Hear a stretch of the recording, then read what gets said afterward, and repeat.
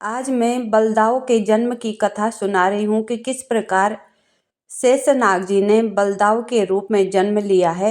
इस कहानी को जरूर सुने। पौराणिक कथा के अनुसार एक दिन शेषनाग जी क्षीर सागर से गोलोक पधारे और श्री हरि विष्णु का स्मरण किया तो श्री हरि विष्णु माता लक्ष्मी के साथ बैठे थे। शेषनाग जी ने श्री विष्णु और माता लक्ष्मी को प्रणाम किया।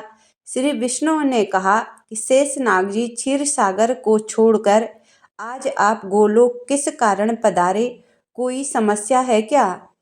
शेषनाग जी बोले, हे प्रभु, आपसे एक विनती है। प्रभु ने कहा, क्या है?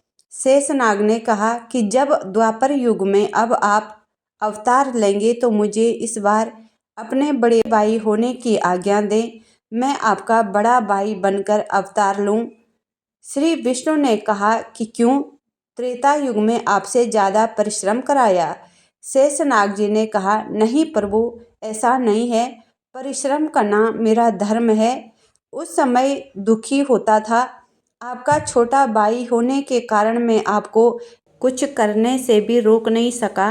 आंखों से आंसू की धारा बहते हुए कहा कि उस समय मैं आपका बड़ा भाई होता तो आपको 14 वर्षों तक वन जाने नहीं देता, नंगे पैर कांटों में चलने नहीं देता। आपके पैरों पर जब कांटा चुभता था तो मैं बहुत व्यथित हो जाता था।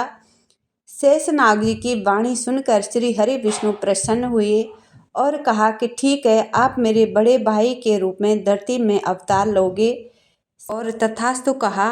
शेषनाग जी ने धरती लोक पर माता देवकी के गर्भ में प्रवेश करने की आज्ञा दी तो श्री हरि विष्णु ने योग माया से कहा कि शेषनाग जी माता देवकी के गर्भ में 7वीं संतान के रूप में प्रवेश कर रहे हैं।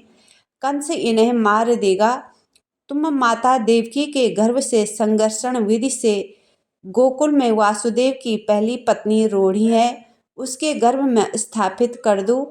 तब योग माया ने शेषनाग के अवतार और वासुदेव की 7वीं संतान को देवकी के गर्भ से संकर्षण करके देवी रोहिणी के गर्भ में स्थापित कर दिया और यशोदा के स्वप्न में जा कर के उन्हें सब बता दिया। उन्हें भी पुत्र प्राप्ति का आशीर्वाद दिया। उधर रोहिणी अपना पेट बड़ा देखकर परेशान हो गई कि ये क्या हो गया है। यशोदा को चिल्लाने लगी। तभी यशोदा ने अपना स्वप्न रोहिणी को सुनाकर उनको सब बता दिया।